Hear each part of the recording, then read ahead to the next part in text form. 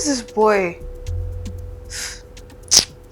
Hi guys, I'm Jess and I'm your host for the Back to My Roots. My name is Dave and I am your host for the Back to My Roots TV show. You know, you were meant to be here 30 minutes ago. But I am here 30 minutes later, am I not? Looking fabulous as ever. Roll the montage.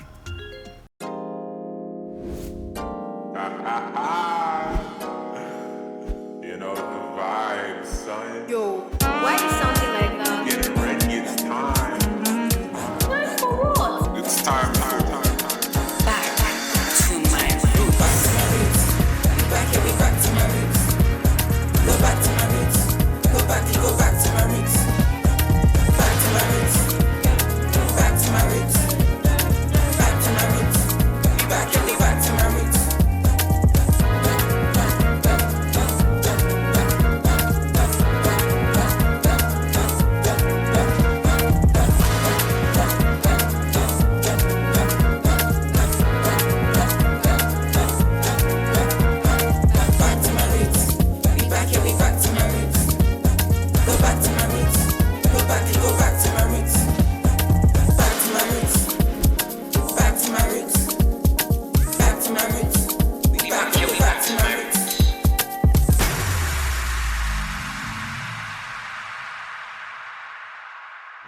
Hi guys and welcome back. Now let's move on to the Blue Table Talk with Dave and Welcome Jess. back, guys, to the entrance to the Blue Table Talk. We would love to have you and see you with our very special guest. But I just said that. I said it fabulously, did I not? No, it doesn't I make said a it fabulously, difference. did I not? It doesn't make a difference. Is it an interview? Or our point of view. All in all, it's for your view. Welcome to the Blue Table Talk. On today's episode of the Back to My Roots TV show, we have with us Ahama Isaac. Let's give it up for Isaac. Thank you very much for having me. Yes, Come. sir, our pleasure. On today's show, we're going to be talking about fashion. Yes. So fashion is a really broad topic, but we're going to specifically talk about fashion in Nigeria. So Isaac, what would you define as fashion? I would define fashion as you, first of all, being you, knowing who you are, and your level of creativity, how you think about combining of colors to bring out something. Yeah, But basically for me, fashion is being you. Being you because it's how you express yourself. Exactly. Yeah. So the fashion that we're going to be talking about today is not the Gucci or the Louis V or the Nike that you're putting on. It's your combination, like you said. It's the creativity that you're going to put on. Now in Nigeria, fashion is, yes, a lot of people say that we have fashion in Nigeria. We do have fashion in Nigeria, but I believe that we haven't. Do you agree that we haven't established it here in Nigeria? I would say fashion in Nigeria is coming up gradually, day by day. Like, there are so many people on social media now that are trying to embrace the African fashion, basically in Nigeria. Like, you see people are mixing the tie and dye. Yeah. They are mixing our beads, our hair. There was this photo shoot I saw, the way we rubber, that's hair with rubber, then it was standing. So we're now embracing it now, and everybody is like, we are all digging into it now, into our fashion. Yeah. So what do you think that it is that you are adding into the Africanness of fashion in Nigeria? Personally, I'm adding like my gilly crafts. I'm trying to bring in gilly crafts, like my gilly, the kind of styles I tie, mixing it with like English at the same time, English way of dressing and everything. Because if you look at Orange Ned, he is a Nigerian Nigerian designer. So he mixes, there's this African setting still in his fashion, but yet most of his styles are like they're having this English part. Yes, there's a so balance. yes, there's a balance. I'm trying to lay that balance down, that you can still dress your African way and yet you can still sleep in this. Yeah, and I think it's something that's really important. I mean, we can all agree that we can't stop the English from vastly taking over what we wear. I mean, I'm wearing English clothes right now, but the point is, if you can't stop something from taking over, you can try and control it and stuff. I always feel like the island should be our own Nigerian New York City. Yeah. You know, like how it is in New York. A bunch of people in fashion on the sidewalk. That is where people display fashion, on the sidewalk. But here in Nigeria, I'm waiting to go to church to wear that fine Exactly. cloth You know, combination. that's what I was about to say You know that, what I'm that saying? in Nigeria, like African children, like let's say from my age, 13, and maybe downward, maybe 14 and bit. Okay. Like we don't have an aesthetic. The aesthetic is called wear what your mommy is saying is fine. Agreed. Because you might be like, oh, I'm a grunge aesthetic. Go and put on black. Are you going to the funeral, my brother? Why are you dressed like that? Why are you dressed like that? No, I think the problem is the mentality here. At times I wear some certain things in my house because I will call my house the real Nigerian house. I'm wearing it and they're like, Isaac, this thing you are wearing. And I'm like, Mommy, I'm trying to imitate what Orange Ned was wearing now. And she's like, do you know where you are? Do you know? I was even going out. She was like, why is your trousers so big? Why is your shirt so big? And I was like, Mommy, this is what is raining. So like, their mentality is not helping at hand. Like, we want to express ourselves, but it's like there's this barrier, there's this hindrance. Like, I want to dress well to church. I want to dress like, I want to impress myself to church, but like, it's just a service, Isaac. You don't need to be too much. Exactly. So, And you know, there was this thing that David wore this day. He wore a turtleneck and then he also wore a jacket and then he put on a pair of jeans. And my mom was like, I think it was dad, and he was like, What are you wearing? why are you wearing? Why do you know where we're going to? Why are you looking like we're going to a fashion parade? And I actually think that it's because of they still think that wearing African clothes should stick to African attire. If you're wearing native, stick to wearing native completely. But you can always mix You it can up a always add bit. it up. And- Exactly. Yeah. Have you seen a Virgil Abloh fashion runway? Do you see what they wear? Yeah. That is the roofing. like, coming to that, I remember when I was at home, like, we're watching this fashion runway, and my mom was like, what is this they're all wearing? This is rag. Everybody's wearing nonsense. And I was like, Mommy, this is just it. You just have to deal with it. Fashion is changing. But like I don't think to some points, like before all these things, all these different aesthetics that we have, cottagecore, we have different ones, like before they started, when people were wearing it continuously, they were like, why are you dressed like this? It was so confusing at first. But then when the society decided that, yeah, let's actually embrace this thing because it actually looks pretty good, that's when we now said that, yeah, we could actually start dressing like this. That's exactly what we should be doing with African stuff. And yeah, our Buba and Rapa. Yeah, and so I feel like we should use that revolvement around time to our advantage because humanity won't stop growing.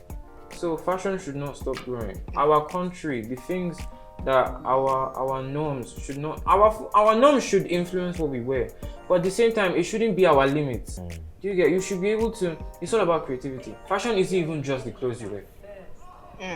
But now I have a question, cause like you know there's this thing when people say you're dressing improper, like do you have a particular standard? Like you should say that okay, women, if you want to dress this way, don't show too much cleavage, or don't make sure your dresses aren't too short. Or men, when you're dressing properly, cover yourselves in some particular areas. Is there anything like that you'd like? Yeah, that thin line between fashion and indecency. Honestly, to be very honest right now, I think as we are trying to be wild and creative, we are also like, we are passing the limit. Yeah. These days, if a lady is not wearing this clothes that is tearing everywhere, like you are not wearing anything. Like you are not just in it. You are not just the Lagos girl. You are not just you're not just hitting it. So like now, you see ladies, they don't even wear bra anymore. So like why? I thought they created bra to hold it for you. Why? What is the point of you now showing us? So I think now we are taking advantage of, oh, we want to dress, we want to show ourselves, but there should be this this yes. Yeah. You can still wear a shirt, you can still dress with your whole expression, but you can still express yourself without you showing me your cleavages Exactly. or showing me your thighs. Exactly. Because like there's this thing now that most women feel that if they aren't showing some particular part of their body, when you ask them, babe, why are you wearing? They be like, oh, it's body positivity. Like, you can be body positive of yourself and still be dressed properly. Yeah, and it's true. Fashion is like really, it's really vast, but then at the same time, people use it as an excuse to do the rubbish that they need to do, all the Exactly. indecency and whatever. So there's a thin line between your creativity and maintaining your decency when you dress. So in today's talk, we have summed up on decency, we've summed up on your creativity, and then we've summed up on Africa. Yeah. Evolving our African fashion, and that is what we are going to do. So now, Isaac, we move on to this segment, the pick and Remember. Yeah. So you pick a paper out of the box. We'll all pick a paper out of the box, and we'll read what the paper says, and we'll have to answer it. It's nothing too serious. Yeah. I keep telling you guys, these questions are intentionally placed for me, and I don't know why. All Isaac, right. you can go ahead and read it. Okay, my question goes like this. What did you find most difficult about maturing? This question is what did I find most difficult about maturing? I think it's my personality. Majorly, I behave feminine. I behave like, maybe when I'm walking like a female, and I'm growing, then I'm speaking, then my voice is deep, then you can see mustache, and everything about me is just like moving fast, but it's still there. So when I walk outside on the road, people are like, what's she bearing? Or maybe even when I'm tying gilly, I went to this to one of my clients' house to tie gilly, and the man was standing there, was like, you mean you do this? You mean you are tying gilly? Why? What made you? So I think like maturing, like that is what is difficult for me. Like discovering. yes, exactly, discovering. You go for it. My question said most embarrassing school moment. It's crazy. I was in junior school, just one. My second term in just one. It was embarrassing and it was scary because I was bullied for a long time after this thing. Our school used to wear white socks when I was in my old school. We used to wear white socks, and they finally announced that we could wear black socks. Our uniform was blue, so black socks would really go well. And all the seniors were like, yeah, and then the next day, I had an issue. I couldn't really see colors. So I came to school the next day with brown socks. And the principal saw me, the vice principal saw me, and she was like, why are you wearing brown socks? That's why you people, you like to overdo. When they've given you freedom, you like to overdo. And I'm like, what is wrong? What did I do? And they said, why are you wearing brown socks? And then they brought me out in front of the entire school. And then they were like, what is different about this boy? Look at him, what is on him? Everybody just started doing like this. And I was like, and they just said, no more black socks as from now. I couldn't come out of my class for weeks.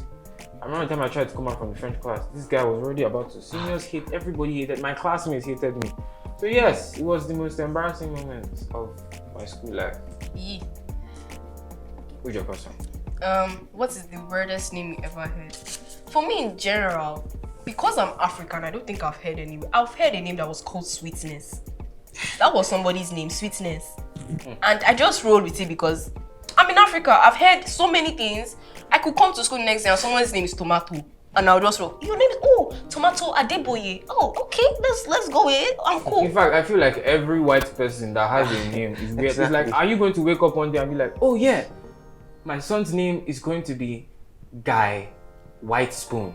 Exactly, like there's this author of this book I read, and his name was Pink Water, and I was like, why will I sit down and think of this? You're going to wake up in the middle of the night and be like, huh? Honey, we're going to name him White Spoon. It's on some weird level of... But you know, my guys, with this, we have come to the end of this episode. And the guests the tradition will sign sign on the box. So Isaac, you Okay. sign on our box.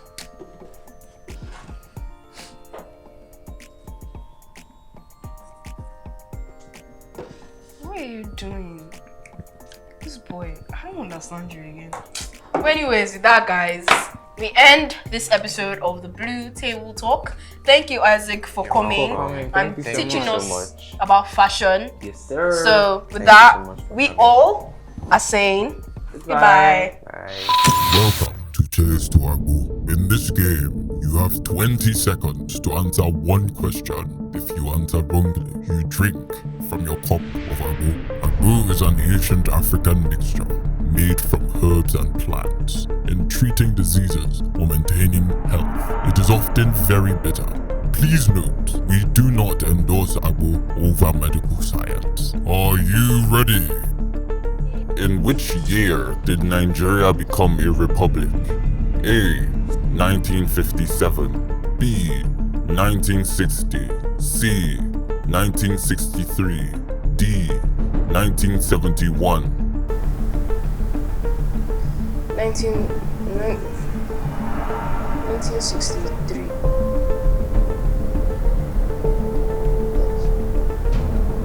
Correct. Welcome to the party. TTFN, Tata for now, was said by which cartoon character? A. Benny the Cow, B. Tigger, C. Anteater, D. Buddy.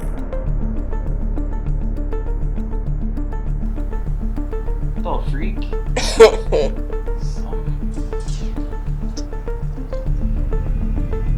Tigger.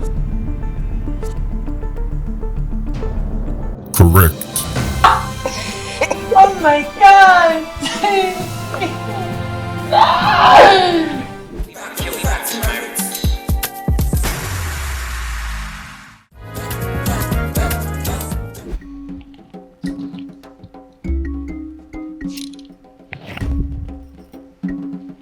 Hi guys. Back in the days, the king of Ghana and the West Africa was known for his bling culture. Even his pavilion that he stood on was gold. Anytime he gave an audience to his crowd, his princes had gold plated into their hair. I mean, even the dogs had gold collars round their necks. And the soldiers had gold swords and gold shields. But welcome back to Nigeria. You want to find those things? You're gonna get into some big trouble with the government. But this is the end of the episode, and I hope to see you next time. Follow us on our socials below the screen. Loving you, loving you.